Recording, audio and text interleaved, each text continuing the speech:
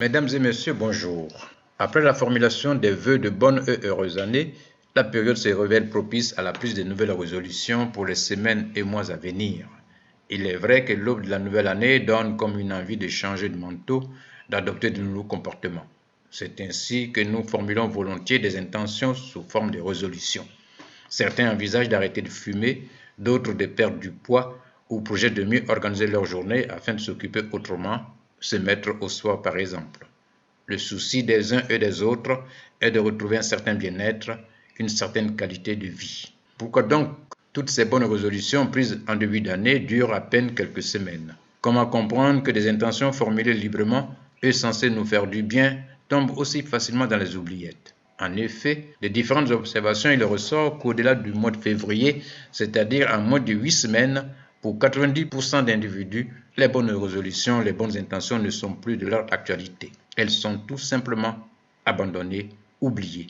C'est dire que seul un individu sur 10 parvient à maintenir ses intentions sur le long terme. Alors la question qui se pose est de savoir comment s'y prendre pour tenir nos intentions afin d'en faire des habitudes. Selon les dernières recherches en la matière, pour que nos résolutions tiennent sur la durée, il faut impérativement qu'elles obéissent au moins à 3 besoins précis et indispensables. Il s'agit de la motivation, de la compétence et enfin de l'appartenance. Aussi, pour se préparer à assumer pleinement ces résolutions, il convient de se poser la question de pourquoi. Pourquoi et d'y répondre honnêtement. Que l'on décide d'arrêter de boire ou de fumer ou tout simplement de maigrir, la question essentielle est de se demander pourquoi l'on le veut. Est-ce pour soi-même, pour sa santé, son bien-être, que l'on désire changer de comportement, ou alors est-ce pour répondre à des critères de société?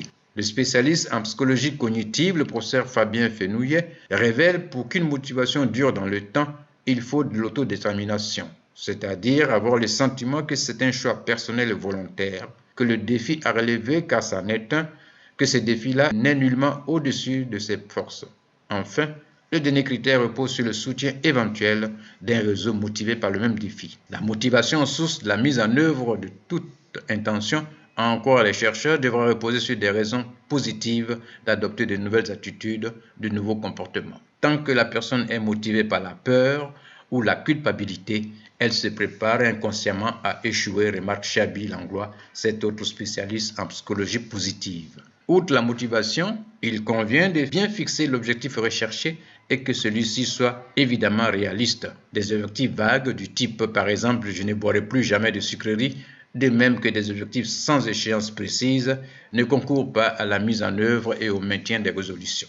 Pour que nos bonnes résolutions de début d'année nous collent à la peau, il convient de ne pas ignorer l'aspect émotionnel de notre quotidien. Si les changements que nous entendons voir modifiés sont impactés par nos émotions du moment, il faut en tenir compte. Si par exemple nous avons tendance sur le coup de la colère à allumer une cigarette et que notre résolution est d'arrêter de fumer, il faut impérativement apprendre à contrôler ces colères. Le changement de comportement impose donc de connaître les émotions ayant un impact sur nos attitudes.